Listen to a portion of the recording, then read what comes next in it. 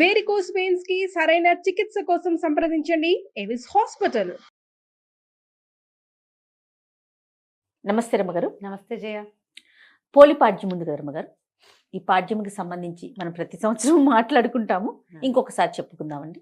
కార్తీక పురాణం 30 రోజులు పూర్తి చేశాక ఆ.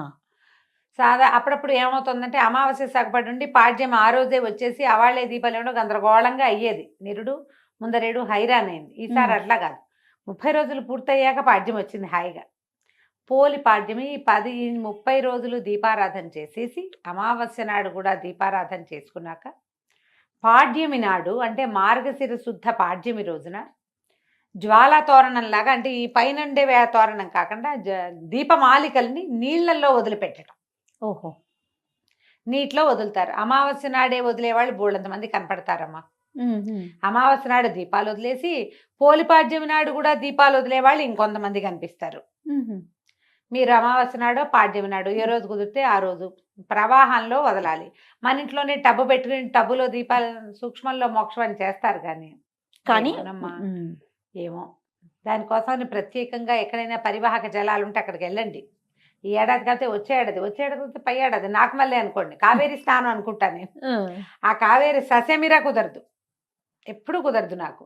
5 సంవత్సరాలు కార్తీక పురాణం మొదలుపెట్టిన రోజు నుంచి ఈ సంవత్సరమైనా నేను కావేరి స్నానం చేయాలి. కుదరట్లా, టైం రావాలి రమ్మగారు. రంగనాథుడు పిలవాలి మనని, అంతే కదా. ఆయన ఎప్పుడు పిలుస్తాడో చూడాలి. పిలిస్తే కావేరి స్నానం చేయటం.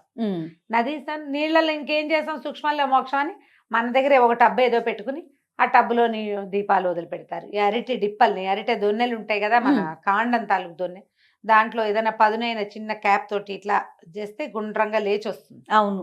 ఈ గ్యాపుల్లో ఆవు నెత్తుతో ముంచిన కుంభవత్తుల్ని, పువ్వొత్తులు అంటాం కదా, అవును, వాటిని పెట్టి వెలిగించి నీళ్ళల్లో వదిలిపెట్టి దండం పెట్టుకోవటం.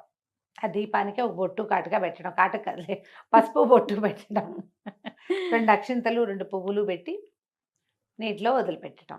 ఈ పోలి పాడ్యమికి ప్రత్యేకంగా పోలి స్వర్గారోహణ కథ చెప్తారు. అవునండి. ఈ పోలి స్వర్గారోహణ కథ ఎందుకు చెప్పబడుతుందో విన్నాం. ముందు మనం మాయలో చిక్కుకుని ఉంటాం జయ. దేవుడని, పూజని, పునస్కారం అని, ఇది మంచి రోజులని, ఇది నదీ స్నానం అని యావగా ఉంటుంది ఎవరికైనా, అందరికీ ఉంటుంది. దాంతోపాటు సంసార తాపత్రయం ఒకటి ఉంటుంది. ఇల్లని, వాకిలని, పొయ్యి మీద పాలని, పిల్లల స్కూల్ అని, మొగుడు క్యాంప్ అని, మధ్యలో మగవాళ్ళ తాలూకు వాంటింగ్స్ అని అన్నీ ఉంటాయి. మగవాళ్ళకి ఉంటాయి, ఆడవాళ్ళకి ఉంటాయి. వీటితో పాటు వాళ్ళు కొత్త చీర కట్టుకున్నారు, వీళ్ళు ముత్యాలు నగేసుకున్నారు, వాళ్ళు పువ్వులు బోళ్ళని చేశారు, వాళ్ళు బ్రహ్మాండంగా చేసుకున్నారు, వాళ్ళు 100 దీపాలు వెలిగించారు, నేను 10 వెలిగించా. ఈ చింతలు కూడా ఉంటాయి. మాయలో చిక్కుకుపోయి ఉంటాం. ఓకే. ఒక్కరోజైనా ఈ కార్తీక 30 రోజుల్లో కనీసం ఆఖరి రోజైనా మాయని తొలగించుకుని భగవంతుడి పైన ఆయన మీద తదేక దృష్టితోటి భగవదారాధన మాత్రమే చేయటానికైనా ఈ రోజును వాడుకోండి అని చెప్పడానికే ఈ పాడ్యమిని కలిపారు ఇందులో. మనకి ఈ తాపత్రయాలు లేని వాళ్ళు ఎవరుంటారో ఒకళ్ళ పేరు చెప్పు. అస్సలు మనం కూడా లేమండి. ఎంత ప్రవచనాలు చెప్పినా, కార్తీక పురాణం చెప్పినా అన్యమనస్కంగా ఉంటుంది మనసు, అంతే. అలా సంసారమాయ విష్ణుమాయలో చిక్కుకునే ఉంటాం మనం. మాయని తొలగదీసుకుని అసలు రహస్యాన్ని, అసలు విషయాన్ని, చిదంబర రహస్యాన్ని తెలుసుకోగలిగటమే కష్టము. దానికోసం ఏటా వచ్చే కార్తీక మాసము దాని పక్కనే పోలిపాడ్యమి వస్తుంది. 30 రోజులు ఏదో రకంగా ఏడ్చావు, ఈ ఒక్కరోజైనా సజావైగా ఏడవండి అని చెప్పటం అన్నమాట. ఎలాగోలా చేసాం. పొద్దున్నే రోజు లేస్తూ పక్కనున్న వాళ్ళు విసుక్కుని, పిల్లలు విసుక్కుని, మనకే అబ్బా చేత కావట్లేదు దేవుడా, కార్తీక మాసం ఇంకా ఎన్నాళ్ళు ఉంది అని డేట్లు లెక్క పెట్టుకుని చేయము. అవునండి. అమ్మో ఇంత చల్లగా ఉన్నాయి, వాచ్మెన్ చచ్చిన వాడు ఇలా చేశాడని ఆయన ఎవరో తిట్టడం, మనం తిట్టుకుంటాం. వేడి నీళ్ళు పోసుకోలేకపోతున్నావు, బాధగా ఉంటుంది. సన్నీళ్ళు పోసుకోలేకపోతాం. గుడికి వాళ్ళు ఎవరైనా ముందు వెళ్ళిపోతారేమో అనిపిస్తుంది. ఎవరో ముందొచ్చి దీపాలు పెట్టేసారు, దొంగ మహాలు నిద్రపోవో ఏమిటో ఇవి అని వాళ్ళెవరినో తిడతాం. ఇంతే. ఇవేవీ లేకుండా నిర్మల చిత్తంతో భగవంతుణ్ణి ఈ ఆఖరి దీపంతో ఆరాధించండి. కార్తీక దామోదర ప్రీత్యర్థం. పోలి కథ కూడా మాయకి సంబంధించిన కథే చెప్తారు. కృష్ణా జిల్లాలో, కృష్ణా తీరంలో, నదీ తీరం బాదర అని ఒక గ్రామం ఉండేదట. ఈ బాదర గ్రామంలో పోతడు అనే ఒక చాకలి ఆయన గురించి చెప్తారు. ఆయనకి మాలి అనే ఒక భార్య, 4 కుమారులు ఉన్నారు. పోతడు మంచివాడు, ఊరి వాళ్ళ బట్టలు అందరి మురికి పోగొట్టేవాడు, కానీ తన ఇంట్లో పేరుకుంటున్న మురికిని పోగొట్టలేకపోయాడు. తన భార్య మహాగయ్యాళి ఆ మాలి. ఈవిడ 4 కుమారులకి వివాహాలు చేశారు సరైన సమయంలోనే. పిల్లలు కాస్త యుక్త వయసుకు లేక పెళ్ళిళ్ళు చేస్తే మొదటి 3 కోడళ్ళు గయ్యాళి వాళ్ళే అత్తగారిలాగా ఒకళ్ళ మీద ఒకళ్ళకి చెప్పుకుంటూ ఉండటము, డివైడ్ అండ్ రూల్ చేయటము, నువ్వెంతని నేనెంతని మాట్లాడుకోవటాలు ఇవన్నీ ఉన్నాయి. ఆఖరి కోడలైన పోలి చాలా బుద్ధిమంతురాలు, భగవంతుడి మీద చిత్తం నిలపగలిగేది, భర్తతో ప్రేమగా ఆపేక్షగా, వివాహితకి భర్తే దైవం లాంటి భావాల్లో ఉండేది. ఏ జాతైనా అంతే, మొగుడికి ఇష్టమయ్యేదిగా వండి పెట్టడం, అతను చెప్పిన మాట వినటం, అతను ఏదైనా ఒకటి అనుకుంటే దాని ప్రకారం పనిచేయటం, అతను సమయానుకూలంగా తన పనులను సర్దుకోవటం, ఇంతే చాలమ్మా. పూజ చేయాలి ఆ మొగుళ్ళకి, అదే కదా, ఏమక్కర్లా, ఇదే చేయాలి. అనుకూల దాంపత్యం అంటే ఇదే. వీళ్ళు బాగా చూస్తున్నారు, అవతల వాళ్ళు కూడా బాగా ఉంటారు. అయినా ఉండని దౌర్భాగ్యులు కొంతమంది ఉంటాయి, కొన్ని జాతులు, దానికి మనం ఏం చేయలేం. కానీ మనం బాగా ఉంటే అవతల వాళ్ళు బాగా ఉండటం మనకు తెలుసు కదా, సహజంగా చూస్తాం మనం. అయితే ఏమైంది, ఈ పై 3 కోడళ్ళు అత్తగారు ఏకమయ్యి ఈ పోలిని నానా హింస పెట్టేవారు. అంటే ఉందని, అనకపోతే అనలేదని, నుంచుంటే నుంచుందని, నుంచోకపోతే నుంచోలేదని, ఇట్లా ఎంతసేపు ఏదో ఒక తగాదా పెట్టేవాళ్ళు, ఎక్కిరిచ్చేవారు, హేళన చేసేవాళ్ళు. దీనికి పూజ, దీనికి భక్తి అని ఎక్కిరిచ్చేవాళ్ళు.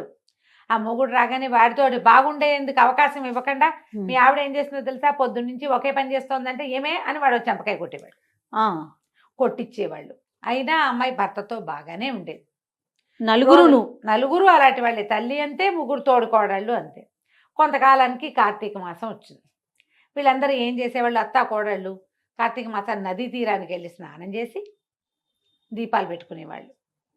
ఆ పిల్లకి, ఆఖరి పిల్లకి అన్ని ఇంటి పనులన్నీ అప్పచెప్పేవాళ్ళు. పాలు తీయటం, పాలు కాగబెట్టడం, పొద్దున్నే దాలి వెలిగించడం, అవన్నీ పనులు కదా ఇళ్ళలో.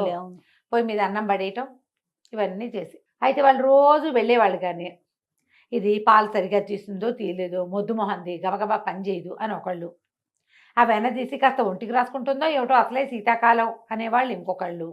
అన్యాయంగా మాట్లాడతారు అంతే. కొంతమంది మనుషులు అలాగే ఉంటారు. అమ్మేసుకుంటోందేమోనని, ఏదైనా దుత్తలు పడేసిందేమో, అన్నం మనం చెప్పిందంతా వండిందో లేదో, అన్నం చిమడబెట్టిందో ఏమిటో, ఆ కూర దానికి చేయటం రాదు, కూర చెప్పేమో సరిగ్గా చేస్తుందో ఇట్లాంటి భావాలతోటే స్నానాలు చేసేవాళ్ళు, దీపాలు పెట్టేవాళ్ళు. ఓహో, ఎవరికైనా చెప్పేటప్పుడు ఉందిగా మాకు మారేమా, పని పాట రాదు మొద్దు అని దాన్ని ఏదో ఒకటని ఎవరికో చెప్పేవాళ్ళు. ఈ పిల్ల ఇంట్లో పనులు చేసుకునేది. 1 రోజులు గడిచింది. ఒక్కరోజు కూడా కార్తీక దీపమే పెట్టలేకపోయింది. ఇంట్లోనే స్నానం చేయాల్సి వచ్చేది. ఆ కాలంలో అందరూ నదీ స్నానాలకు వెళ్ళేవాళ్ళు. ఒకనాడైనా పోనీ దీని జీవితానికి ఒక నదీ స్నానం అని ఒక రోజైనా దాన్ని తీసుకెళ్ళాలి, ఆ చిన్నపిల్లని, కోడల్ని. ఆ పిల్లని ఇంట్లోనే వదిలేసేవాళ్ళు పోలిని. అయితే కార్తీక అమావాస్య వచ్చింది. అమావాస్య వెళ్ళిన కొన్ని గంటలకి తెల్లవారింది. ఆ పూట పాడ్యం వచ్చేసింది. కాకపోతే వీళ్ళందరూ ఏం చేశారు, ఇంకా అమావాస్య పొద్దులున్నాయి, దీపాలు పెట్టుకోవడానికి అంతా పోయారు. ఈ పిల్ల దేవుడా రాముడా అని కళ్ళ నీళ్ళు పెట్టుకుని, అయ్యో నెలంతా వెళ్ళిపోయిందే, ఆఖరి స్నానాలకు వెళ్ళిపోయారు వీళ్ళు. కార్తీక అదే అమావాస్య రోజు పొద్దున్నే పోయారు, మధ్యాహ్నానికి అమావాస్య వెళ్ళిపోయి పాడ్యం వచ్చేస్తుంది. అందరు వెళ్ళిపోయారు ఆఖరి స్నానాలకి. ఒక్క నదీ స్నానం చేయలేదు, దేవుడికి ఒక్క దీపం పెట్టలేదు. ఏం చేయాలి అని బాధపడుతూ ఆ పిల్ల ఏం చేసింది, పొంతలో ఉన్న నీళ్ళు చేసి స్నానం చేసింది. ఇంట్లోనే కృష్ణ, గోదావరి, గంగా, కావేరి అనుకుంటూ స్నానం చేసింది. అక్కడి నుంచి వెన్న చిలికి వెన్న తీసింది. వెన్న తీస్తే కవ్వ అంతా జిడ్డు, చెయ్యి అంతా జిడ్డు.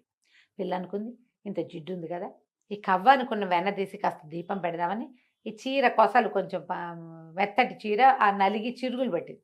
కొస నుంచి ఇట్లా దారాలు లాగి అంత దారం తీసి ఇట్లా మెలిపెడితే అంతంత ఒత్తులు చేసింది 2.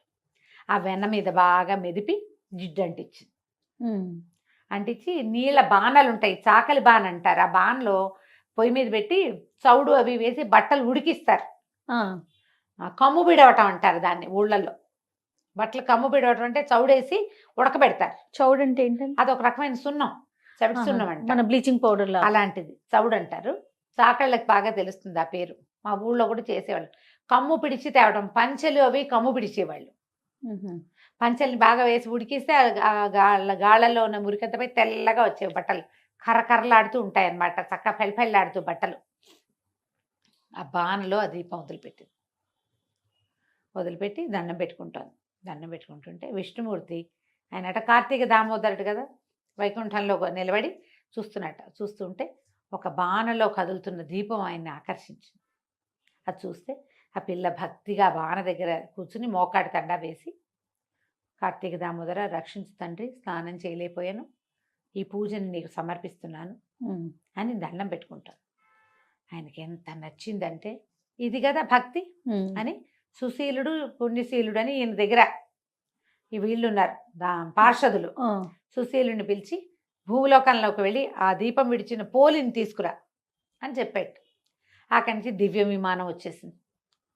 రావటం, ఈ అమ్మాయి పోలిని రెక్కబట్టి లేవదీసి విమానంలో కూర్చోబెట్టుకున్నారు. విమానం వెళ్తుంది. ఈ కార్తీక మాసం అంతా స్నానాలు చేశారు. నది తీరాలు ఉన్నారు. నదీ తీరాలకు వెళ్ళే వాళ్ళందరూ భక్తులు కాదమ్మా. అంతే కదా రమ్మగారు. కార్తీక స్నానం సరదాగా చేసే వాళ్ళు ఉంటారు. ఫ్రెండ్స్ అందరూ వెళ్తున్నారని వెళ్ళేవాళ్ళు. అక్కడ ఏం వింతలు దొరుకుతాయో చూద్దాం అనుకునేవాళ్ళు. చాలా మంది ఆడవాళ్ళు వస్తారు, కలర్ఫుల్ గా ఉంటుందని చూసే మొహాలు కూడా వెళ్తాయి కొన్ని. అవును. ఆ ఉన్న జనమంతా చూస్తున్నారు. పైకి విమానం వెళ్తుంది, దివ్య విమానం. ఆ లోపల కూర్చున్న పాచీర కట్టుకుని ఉన్న పోలిని అప్సరోగణం సేవిస్తున్నారు. వింజామరలు విసురుతున్నారు. అందరే పోలి పోలి పోతాడు కోడలు, ఆఖరి పిల్ల పోలి స్వర్గారోహణ వెళ్ళిపోతుందని విమానం ఎక్కుతుందంటే కోడళ్ళు ఆశ్చర్యపోయారు. అయ్యి బాబా ఇది వెళ్ళిపోతుందని పరిగెత్తుకుంటూ వెళ్ళి అత్తగారు వెళ్ళి పోలి కాళ్ళు పట్టుకుంటారు. ఆ పోలి కాళ్ళు వేళ్లాడేసుకుని కూర్చుందిట విమానంలో ఓ బయటకి కాళ్ళు పట్టుకుంది. అత్తగారి కాళ్ళు పెద్ద కోడలు, పెద్ద కోడలి కాళ్ళని రెండో కోడలు, రెండో కోడలి కాళ్ళని మూడో కోడలు పుచ్చుకుని వేళ్లాడుతూ వెళ్ళారు. అక్కడ కూడా వదల పైకి వెళ్ళేసరికల్లా ఆ సుశీలుడు అన్నట్ట, మీరెవరు, మీకు మాతో పాటు వచ్చే అర్హత లేదు, పొండి పొండి వదిలేయండి చేతులు అన్నట్టు.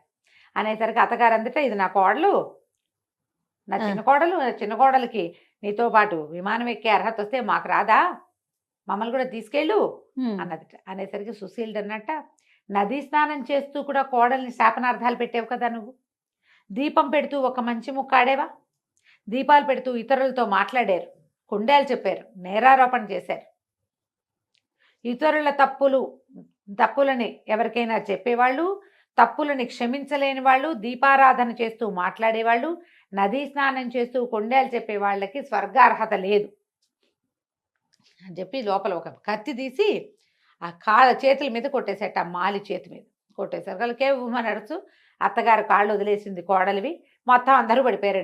కిందకి గుంపు అంతా కింద పడిపోయింది. జనాలంతా చూస్తూ ఉండగానే ఎత్తి తడుముకున్నారు. వీళ్ళు లేచి పోలిని మాత్రం చక్కగా స్వర్గారోహణ చేయించేశారు. ఆ అమ్మాయి సశరీరంగానే విష్ణు సాయుధ్యాన్ని పొందింది. ఈ కథను చెప్పుకుని నీళ్ళలో దీపాలు విడిచిపెట్టండి. దీనికి ముందు ఏం పూజ చేయాలి అందరూ అడుగుతారు. మీరు విష్ణు పూజ చేస్తూ ఉంటే విష్ణుమూర్తికి పూజ, దీపాలు పెద్దగా పూజ పునస్కారం రావండి, మామూలుగా పెట్టిన దేవుడికి దీపాలు పువ్వులు పెట్టండి, చక్కగా దీపము ధూపము పెట్టండి, 4 అరటిపళ్ళు, 2 కొబ్బరికాయలు, 4 లెక్క కాదు క్యాజువల్గా చెప్తున్నా, పళ్ళు కొబ్బరికాయ అవి నివేదన చేయండి, దీపాలు పెట్టుకోండి ఇంట్లో. తర్వాత నీళ్ళలో దీపాన్ని వదిలిపెట్టండి. ఓకే. విష్ణువారాధన చేసేవాళ్ళు విష్ణువారాధన, శివారాధన చేసేవాళ్ళు శివారాధన. ఏం కాదు, రోజువారీ మేము ఊరికే దీపం పెట్టుకుంటాం, అవి కూడా పెట్టుకోండి. ఓకే.